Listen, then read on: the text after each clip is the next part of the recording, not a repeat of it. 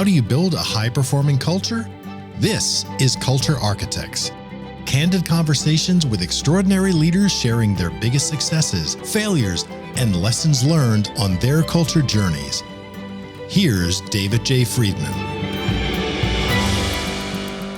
So welcome to another episode of Culture Architects. Our guest today is Martin Harrell. Martin was the longtime president of Coastal Construction Products, and he's now the division president for a successor company, Beacon Building Products. Coastal Construction was one of the largest independent distributors of specialty waterproofing in the entire country. And then in 2022, it was acquired by Beacon Building Products. Martin, his career has spanned over 20 years in almost every aspect of the business, from accounting to sales to corporate leadership. And today, we're going to talk about how Martin built culture in his company and the role that that's played over his career. So, Martin, thanks for joining us in Culture Architects. Thank you for having me. Excited to be here. Yeah, great. So let's go back to the beginning, Martin. So I know that Coastal was a family business started by your father. Is that right? Yes. My father started the business in 1975 with a business partner. Uh-huh. I grew up in and around the business. I didn't realize it at the time, but my father realized that idle hands do bad things when you're a teenager. And so any free time, we had work to do, cutting the grass, weeding the bed, stuffing envelopes. And I wanted to get as far away from business as possible. When I went to college, I just said, this is not for me. But I grew up in the business, or around the business, yes. And so what caused you to later come into the business? So I went to school in North Carolina, graduated with a degree in accounting, went to work for a Fortune 500 company. It was Circuit City Stores, which is no longer around. I remember but I did City. Accounting. Yeah, I did accounting for them. And pretty quickly realized that I did not want to spend my career as an accountant. And I joined their college recruiting program. At the time, we were hiring 50 accounting majors a year. And so I was traveling around to colleges, talking about the program that we had, working trade shows, really selling the program. And I realized quickly that I loved sales, and I wanted to chase an opportunity in sales. And my father was talking to me about it one night, and I said, I want to get out of accounting. And he said, are you going to stay in Richmond, Virginia long term? And I said, no, I think I'd like to come back to Florida. And he said, don't start a sales career in a town that you're not going to stay in long term, because it's all about long-term relationships. And so I had an opportunity to come back to the family business. I thought I would never do that. But I had an opportunity to come back and start a sales program here in Jacksonville, Florida, where we had zero sales. And the manager told me, you're going to hit this level in 6 months or you're going to quit. And I said, I'll take that challenge. And the rest is kind of history. So you were headquartered in Jacksonville, but there was no sales in Jacksonville? Well, of a particular product segment. Got it. So we handled waterproofing in Jacksonville. We were based there, but we had a new product segment that we were chasing. We were doing well in Miami. We were doing well in Orlando, but we had virtually no sales in Jacksonville. Got it. And so you started in sales. And so how many, when you joined the company then, how many people were in the company roughly? Roughly 40.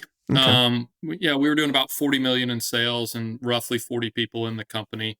We were Florida only. We had 6 locations around the state of Florida. And it was definitely a small company where you wore lots of hats, which was really, especially at that point in my career, an exciting part of being in the business. Is you may have a job title, but there was plenty of work to do, and it didn't really matter what your title was. The work had to get done. Yeah. So tell me about, when did the transition happen between you and your father, and how did that take place? So the mid 2000s, I moved into a marketing position where I was working for my father's business partner. I did various things. I handled manufacturer relationships. I was our sales manager for a period of years. One of the more exciting things that I did was I would take over our poorest performing branch. I would manage that for 12 to 24 months, and then hopefully turn it around. That was the goal. And then I would move on to the next branch and do that. And I did that for about 5 years, which was a lot of fun. And then when the Great Recession hit, it impacted us in 2009. And my father came to me and 2 of my peers, who later became my business partners, and said, we want to let the 3 of you run the company. We think that going through this recession will be a good and important learning lesson for you all, Hmm. but we don't want to publicly state you're running the company. We are going to maintain our position. At that time, my dad was the CEO. We're going to maintain our titles, but you all are going to run the company. I thought it was the craziest, dumbest idea I had ever heard in my life. 2 years later, 2012 came, and my father and his partner came to the three of us and said, "You all have done a nice job running the company. We would like to take a formal step back out of the company and let you all assume the leadership positions." And our team was thinking, well, what took you so long? Well, what happened with that transition? It was June of 2012. What happened was the organization said, well, yeah, duh, they've been running the company for the last couple of years. It was a non-event for the company, which looking back was brilliant, because what you want is a transition, not an event in something like that. And it was just a very, very smooth process. And so I officially took over as CEO in 2012. And was there, I mean, when the three of you were running the company, but not in an official capacity, were you playing the role of CEO at that time? I was effectively the leader of the organization. My other partner was our CFO, and the third partner was our vice president of sales. And so we had somebody running the finance, somebody running the sales. I was the overall leader, focused on strategy and growth opportunities and where we were going to go next. And especially during the recession, there's a lot of focus on what is the most profitable growth we can find the quickest, right? You get laser focused when sales drop. Yeah. So for our audience sake, full disclosure, so Martin and I have known each other for a number of years, and Martin is a practitioner of the things that we at CultureWise teach. But before I met you, Martin, you were already pretty passionate about culture. So that wasn't a departure. Tell me about where in your career did you kind of have this recognition that culture was important, and why? I think it was early on. Every organization has a culture, right? Whether you define it, whether it's a good culture or bad culture, every organization has a culture. And one of the things that I felt very strongly when I joined the family business, the thing that resonated me with the most is how passionate people were about the Coastal family. It felt like a team. Everything we did was team oriented. Our compensation programs, we would win and lose as a team. And my father could not be successful the way he designed the program. He and his partner could not be successful if the entire team wasn't successful. And that team atmosphere I just rallied around that. I really liked it. The Fortune 500 company I came from, Circuit City, at least in the corporate office where I was located, also had a terrific culture. It was inspiring to go to work where people cared about each other. There wasn't a lot of backstabbing that you see in some organizations. And I realized that I thrived in that environment. But based on talking to other people at that point in my career that were, coming up in different companies, I realized that isn't how all companies are. There are some companies that are actually really challenging places to work, where the only way to get ahead is to make sure your coworker doesn't get ahead. Those are really, really tough environments where I would fail in that type of environment. So I realized we have a really, really good culture in the company. We would call it a family-oriented culture or a team-oriented culture, but we certainly hadn't defined it. It just felt right. It just felt good to come to work and be a part of this team. And so, you said it really started with your father kind of setting that tone. So was that just part of your father's personality, or was he, even if it wasn't defined, was he intentional about saying, we're going to build a team here? Or how did that come across to your father, do you think? Where'd that come from? Fortunately, it was both he and his business partner had that. They saw the world. They saw the world differently in a really good way. We call them yin and yang. But they felt the same passion around employees. And the idea was that they wanted to hire people. They wanted to hire entrepreneurs and provide the structure of the business behind those entrepreneurs, but let the entrepreneurs go be successful. And they wanted to hire people long term. They saw in our industry, you used to see a lot of people joining a company for a year or two, moving on, move on. They wanted to build a company of people who came and stayed. And in order to do that, you had to think about it a little bit differently. So all of us are going to run into family issues or crises in our life. And from the beginning, my father and his partner's attitude was, if you're going to be part of our corporate family, then we want to be part of your family. So if you have an important event to be at, your daughter's your daughter's ballet, or your son's baseball game, or elementary school graduation. Well, if it's an important event for you, then it's an important event for us, and we want you there, and we will support you to make sure you are there at that event. Which means somebody's going to work the inside sales counter that normally doesn't work the inside sales counter, so that you can be at that important event. You do that enough times, you start building a culture of, we look out for each other, we protect each other. And people would raise their hands and say, this is a really important family event for me to be at. Well, we would rally around that person to make sure they're there. You're going to go through a health issue. Your parents are going to go through a health issue. Your children are going to go through a health issue. We supported people naturally to make sure that they were where they needed to be at those important life moments. And that just builds the culture. Yeah. And so when things happen, we had a recession in the early 90s that impacted the business. I wasn't in it at the time, but impacted the business dramatically. And you saw a core group of employees rally around making sure that the business was supported, and that the business thrived even in that tough environment. And that was really the genesis of things coming together. That defined the core of the company. And so you came in then and saw that this is just the way we do it. It worked for you. And then you started to become more, I would say, my observation, even more purposeful or more intentional about defining what you wanted that culture to be. So why did you do that? I mean, it was working fine before then. Well, I have to give you a lot of the credit for that. I remember it very distinctly. It was April of 2014. And you came and spoke to a group that I was a part of. And your conversation with us and the rituals that you taught really resonated with me. At the time, we were getting ready to acquire a peer of ours. So we were, at the time, I believe we were 7 locations in Florida. We were roughly a $60 or $70 million company. We were about to acquire a peer who was in Georgia, Alabama, Tennessee, and Arkansas, and they were going to increase our revenues by about 30%. We'd never done an acquisition before. This was all new to me. We'd never been outside of the state of Florida. This was by far the biggest deal in my career at that time. And one of the things that I was going through in April 2014 as we were negotiating this deal is, how am I going to bring these two companies together?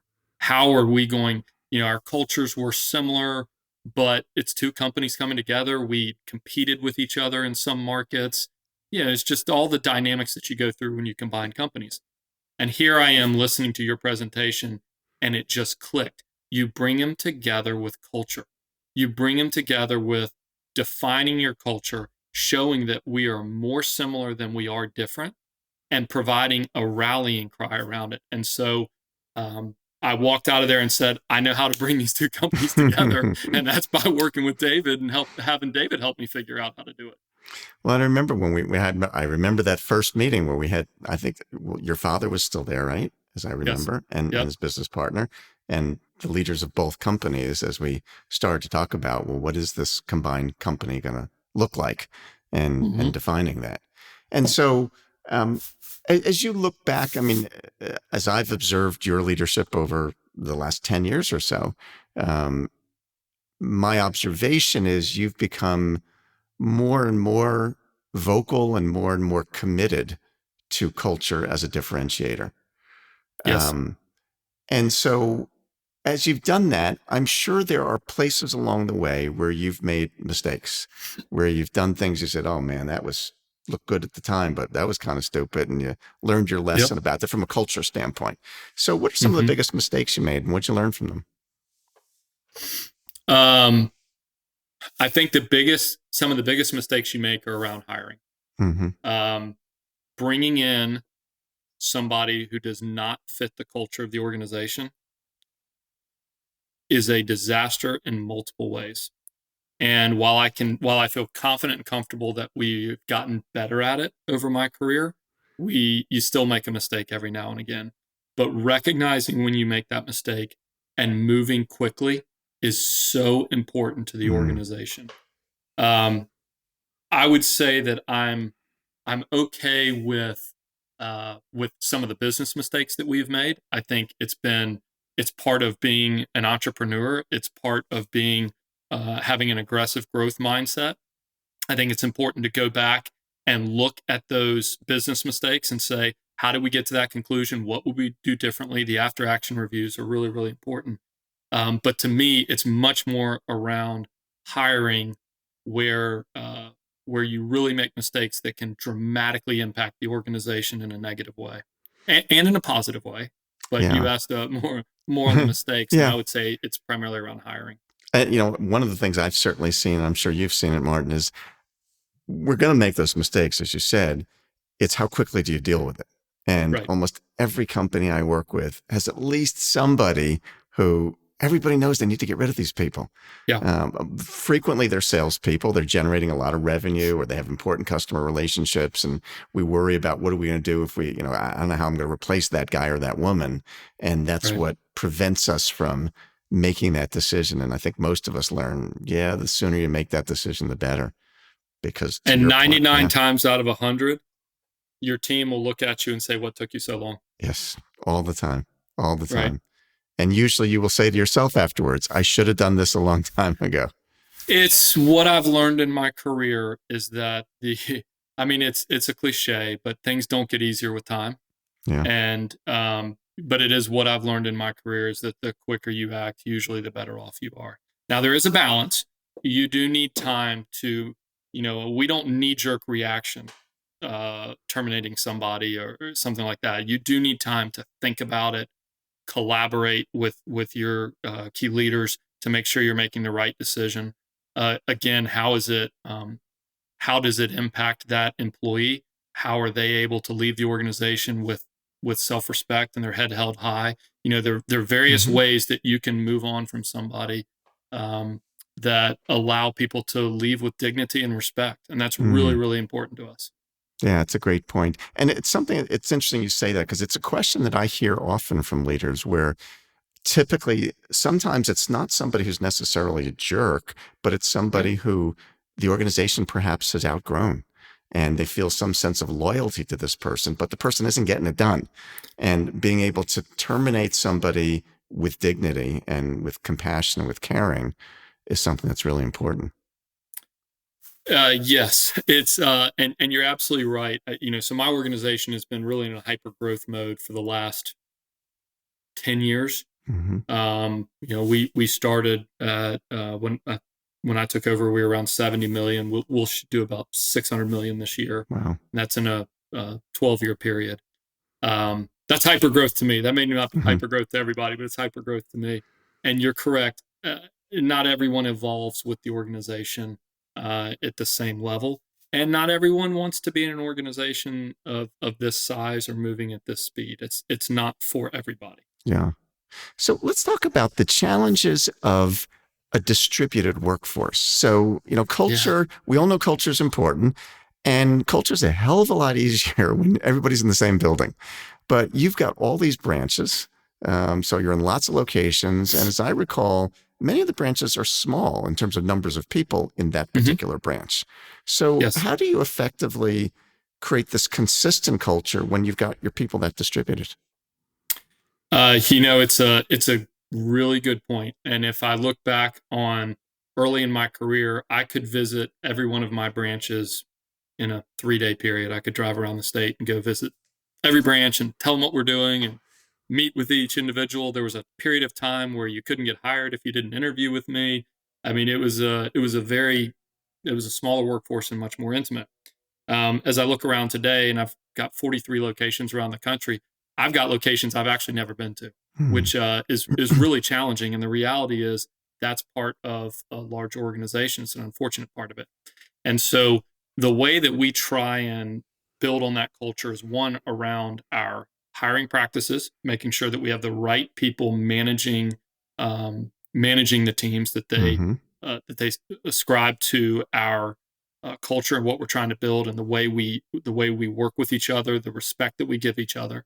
I like the idea of a common set of language. It's what we've learned from the fundamentals. It allows us to have really and truly just common words, common phrases, common descriptions of this is the way we do business. And it puts us all on the same page. It just creates a common language. And one of the things that I love about that is it creates a common language in the good times and in the difficult times. So if I'm going to have a conversation with, let's say a manager does something that really disappoints me, didn't handle something exactly the way that I really wanted to, it's an opportunity for me to use language that person understands because of their history with the company or the division, and allows us to have in my opinion, a much easier and much more impactful conversation of, did you live up to this fundamental the way we've designed it? Well, no, I didn't. Well, how could you have done it differently? When we start talking about those ideas, it's a much, much different conversation than me saying, you did this wrong. Yeah. You did it wrong. Apologize and move on. That's not the conversation I want to have. I want to have the conversation of, how could you have done it differently? What did you learn from that? What would you do next time? Those are the more meaningful conversations. Yeah, it's an interesting observation that you're articulating, Martin. And I remember a number of years ago, I did a survey of among many of our clients, CEOs, and asked them about the impact of practicing what we call fundamentals for our audience sake, which is a series of behaviors that companies practice. And one of the most common things that people cited, which was not something they anticipated, was, I call it, and you described it, I call it the power of a common language. That when we all are speaking the same language and we all have the same vocabulary, it changes the game. And most people, they experience that afterwards, but they weren't thinking of that as one of the reasons to do this. And yet it's very powerful. And to the example that you just gave with, a manager as an example, the way that I often think of that is the nature of the conversation changes. Instead of it being a personal thing, it's a principle thing.